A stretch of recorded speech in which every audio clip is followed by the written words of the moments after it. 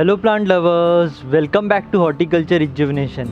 आज मैं Rangoon creeper के साथ आया हूँ और आज मैं डिस्कस करने वाला हूँ कि रंगून क्रीपर में ब्लूम्स कैसे लाना है अगर आपके प्लांट में फ्लावरिंग नहीं आ रही है। तो मेरे पास 2 रंगून क्रीपर है और उनमें से एक प्लांट में फ्लावरिंग नहीं आ रही थी। दोनों रंगून क्रीपर को एक ही पोजीशन पे रखा था। मेरा एक प्लांट फ्लावर कर रहा था और एक प्लांट नहीं कर रहा था। तो मैंने इस प्लांट पे कुछ ऐसा चीज़ किया है जो बेनिफिशियल रहा है इसके फ्लावरिंग में। मैंने रंगून क्रीपर का प्लांट केयर वीडियो भी बनाया था और लास्ट ईयर शेयर भी किया था। अगर आपको डिटेल्ड वे में चीज़ें देखनी है तो आप वो देख सकते हैं। आपको कुछ टिप्स फॉलो करने हैं sincerely. So let's see what are those. अगर आपने लास्ट ईयर का प्लांट केयर वीडियो देखा होगा तो मैंने एक प्लांट दिखाया था जो हैंगिंग बास्केट में था। वो जो प्लांट मैंने दिखाया था कि मैंने प्रोपगेशन से बड़ा किया हुआ है और वही प्लांट है ये। मैंने इसे बड़े पॉट में शिफ्ट कर दिया। लगभग 14 इंच का पॉट है क्योंकि ये होते हैं श्रब और इनको चाहिए रहता है थोड़ा बड़ा पॉट। तो मेरा जो एक और प्लांट है उसे भी इस साल रिपोर्ट किया गया था स्प्रिंग में क्योंकि वो रूट बाउंड हो गया था।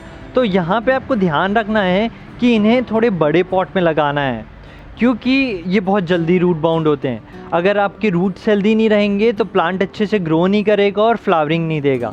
तो यहाँ पे one of the important part है कि आपको एक अच्छा पॉट साइज़ लेना है और ये देखना है अगर रूट बाउंड हो गया है तो आपको रिपोर्ट करना है। रिपोर्ट कब करना सही रहेगा? एक तो मानसून सही टाइम है और एक आप स्प्रिंग पे कर सकते हैं। तो ये तो बात हो गई पॉट की। बाकी बेसिक चीज़ें आप देखते हैं तो मेरा प्लांट केयर वीडियो देख सकते हो, पर मैं इस वीडियो में अपना एक्सपीरियंस शेयर करूंगा जिससे मैंने इस प्लांट में फ्लावरिंग लाई है। मैंने इस प्लांट को थ्रू आउट समर देखा। ये बहुत अच्छा लीव शूट कर रहे थे पर फ्लावर नहीं कर रहे थे। अर्ली मॉनसून में भी इसमें फ्लावर नहीं आ रहे थे।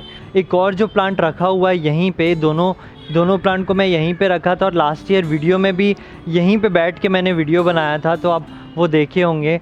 मेरा एक और प्लांट बहुत अच्छा फ्लावर कर रहा था और ये नहीं कर रहा था।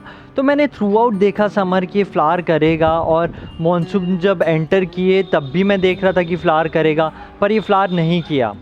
उसके बाद मैंने एक चीज़ किया है कि इस प्लांट को मैंने टेरेस शिफ्ट कर दिया जहाँ पे इसे 5-6 घंटे की डायरेक्ट सनलाइट मिल रही थी।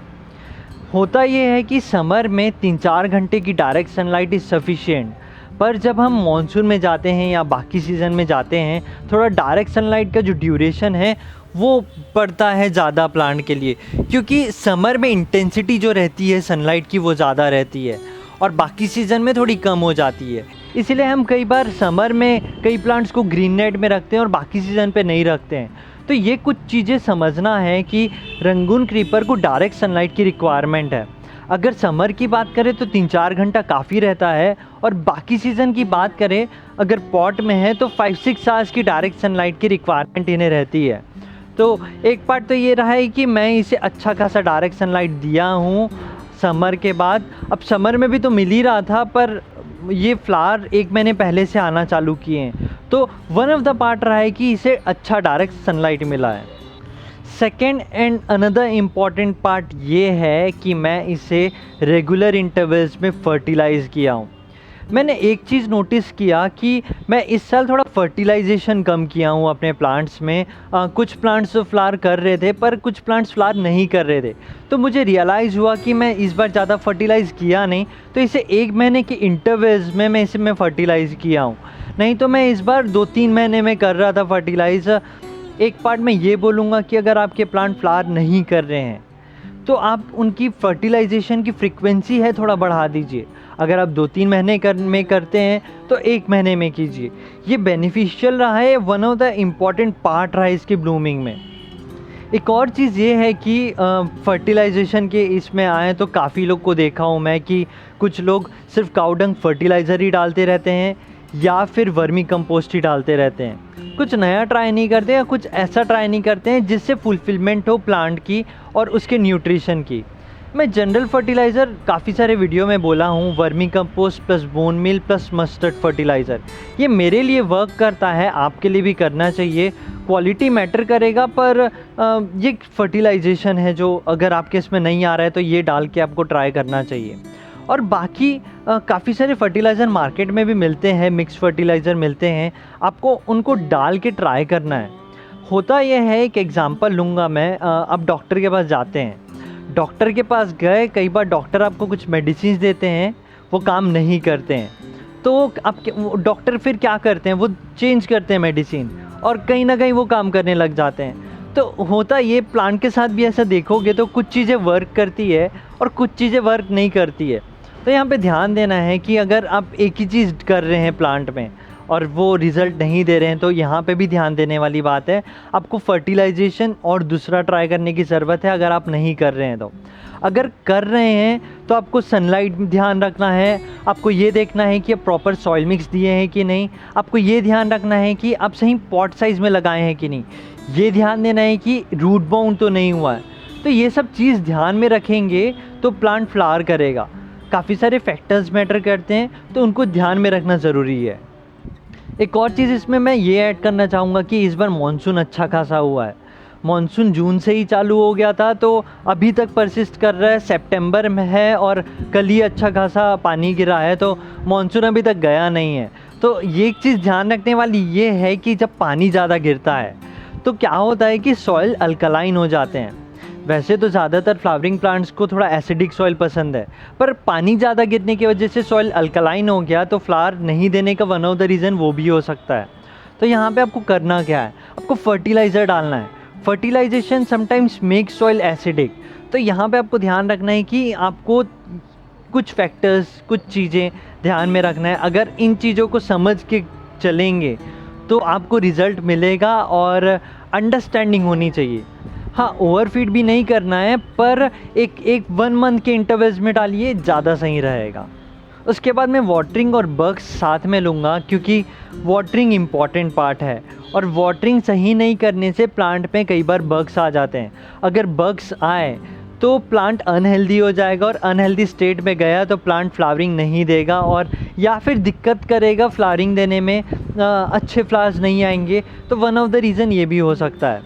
तो एक फ्रीक्वेंसी बता दूं, नया प्लांट है आप 1/2 to 1 इंच चेक करके दे सकते हैं, थोड़ा प्लांट ओल्ड हो गया है तो आप 1/2 इंच चेक करके दे सकते हैं। तो यहाँ पे आपको ध्यान रखना है, अगर प्लांट रूट बाउंड भी हो जाता है तो वाटर बहुत ज़्यादा कंज्यूम करता है। कई बार होता है कि ऊपर का सॉइल जैसे ड्राई हो रहा है आपको पानी देना पड़ेगा। अंडर वाटरिंग का सिम्टम ये है कि ओल्ड लीव्स येलो होकर ड्रॉप होती है, तो आपको यहाँ पे ध्यान रखना है कि वाटरिंग सही फ्रीक्वेंसी में करना है। अब वाटरिंग आप सही फ्रीक्वेंसी में नहीं करोगे तो होगा क्या, अंडर वाटरिंग की वजह से रंगून क्रीपर में काफ़ी सारे फंगी अटैक होते हैं, आपको रस्ट डिजीज़ दिख जाएगा, आपको लीफ स्पॉट डिजीज़ दिख सकता है। तो उस वजह से प्लांट अनहेल्दी हो जाते हैं और रिज़ल्ट सही नहीं देते। अगर फंगी अटैक होता है तो आप उन लीव्स को निकाल दो और प्लांट में फंगीसाइड स्प्रे कर दीजिए। ये one of the important part है, मैं किया हूँ क्योंकि मेरे प्लांट में फंगी अटैक हुआ था। रंगून क्रीपर है, आप सही सनलाइट देंगे, टेम्परेचर अच्छा है तो ये अच्छा बढ़ते हैं, बहुत जल्दी लीव शूट कर जाएंगे। बस ये है कि आप अनहेल्दी लीव्स मत रखिए प्लांट में, क्योंकि ये अफेक्ट करते हैं। आपको छोटी चीज़ लग रही होगी ये, पर ये one of the important part है, क्योंकि मैं फॉलो करता हूँ, मैंने जो किया है मैं बता रहा हूँ क्योंकि मुझे रिज़ल्ट मिला है।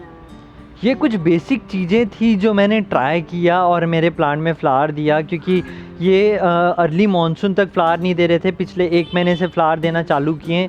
आपको लग रहा होगा कि कुछ एक्स्ट्राऑर्डिनरी चीज़ करना रहता है प्लांट में तो प्लांट फ्लावर देते हैं, कोई 1 चम्मच फर्टिलाइज़र हो गया, कुछ ऐसा जादू हो जाए जिसे फर्टिलाइज़ कर दे तो प्लांट फ्लावरिंग देते हैं।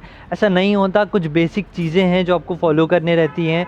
अगर आप मेरे वीडियोस देख रहे हैं काफ़ी टाइम से तो ये चीज़ समझ गए होंगे कि मैं रिज़ल्ट्स कैसे लाता हूँ। मेरा यही कहना रहेगा कि आप इन्फॉर्मेशन सही जगह से लीजिए और एग्जीक्यूट करिए। अगर आप एग्जीक्यूट नहीं करेंगे तो चीज़ें नहीं होने वाली है।